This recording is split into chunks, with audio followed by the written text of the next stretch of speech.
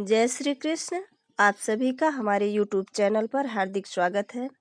आज की इस वीडियो में मैं आप सभी को माघ मास के महात्म का छठा अध्याय सुनाने जा रही हूँ, जो इस प्रकार है। पूर्व समय में सतयुग के उत्तम निषेध नामक नगर में हेम कुंडल नाम वाला कुबेर के सदृश धनी वैश्य रहता था, जो कुलीन, अच्छे काम करने वाला, देवता, अग्नि और ब्राह्मण की पूजा करने वाला, खेती का काम करता था। वह गौ, घोड़े, भैंस आदि का पालन करता था। दूध, दही, छाछ, गोबर, घास, गुड़, चीनी आदि अनेक वस्तुएं बेचा करता था, जिससे उसने बहुत सा धन इकट्ठा कर लिया था। जब वह बूढ़ा हो गया तो मृत्यु को निकट समझकर उसने धर्म के कार्य करने का प्रारंभ कर दिया। भगवान विष्णु का मंदिर बनवाया, कुआं, तालाब, बावड़ी, आम, पीपल आदि वृक्ष के तथा सुंदर बाग बगीचे लगवाए। सूर्योदय से सूर्यास्त तक वह दान करता। गांव के चारों तरफ जल की प्याऊ लगवाई। उसने सारे जन्म भर जितने भी पाप किए थे उसका प्रायश्चित करता था। इस प्रकार उसके दो पुत्र उत्पन्न हुए, जिनका नाम उसने कुंडल और विकुंडल रखा था।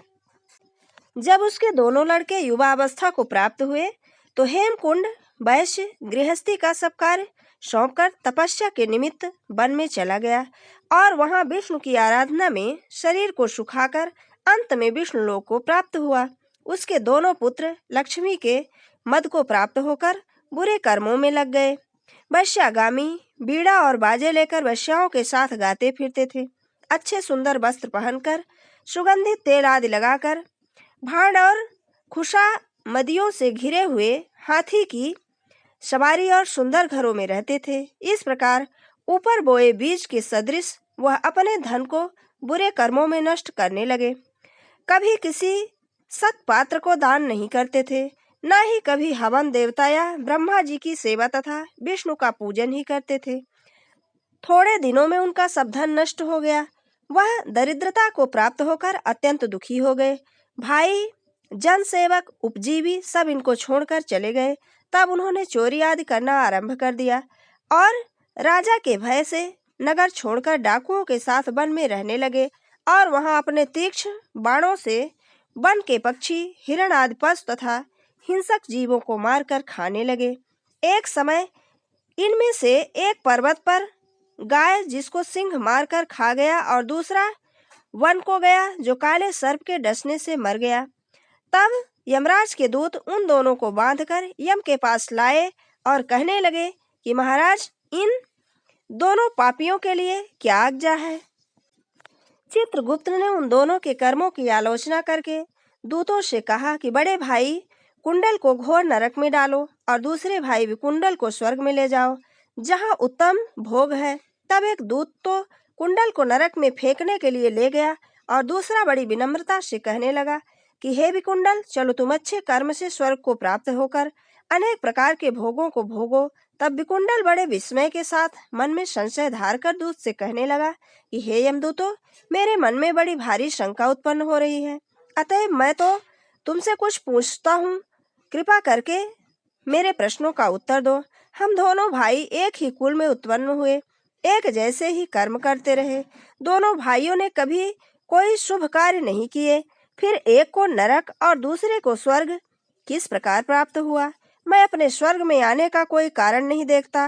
तब यमदूत कहने लगा कि हे विकुंडल, माता पिता, पुत्र, भाई, पत्नी, बहन से सब संबंध जन्म के कारण होते हैं और जन्म कर्म को भोगने के लिए ही प्राप्त होता है।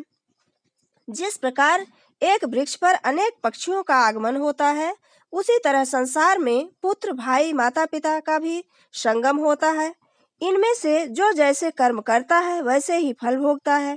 तुम्हारा भाई अपने पाप कर्मों से नरक में गया, तुम अपने पुण्य कर्म के कारण स्वर्ग में जा रहे हो। तब विकुंडल ने आश्चर्य से पूछा कि मैं तो आजन्म कोई धर्म का कार्य नहीं किया, सदैव पापों में ही लगा रहा।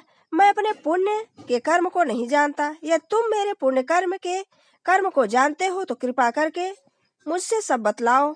देवदूत कहने लगा कि मैं सब प्राणियों को भली भांति जानता हूँ, तुम भले नहीं जानते।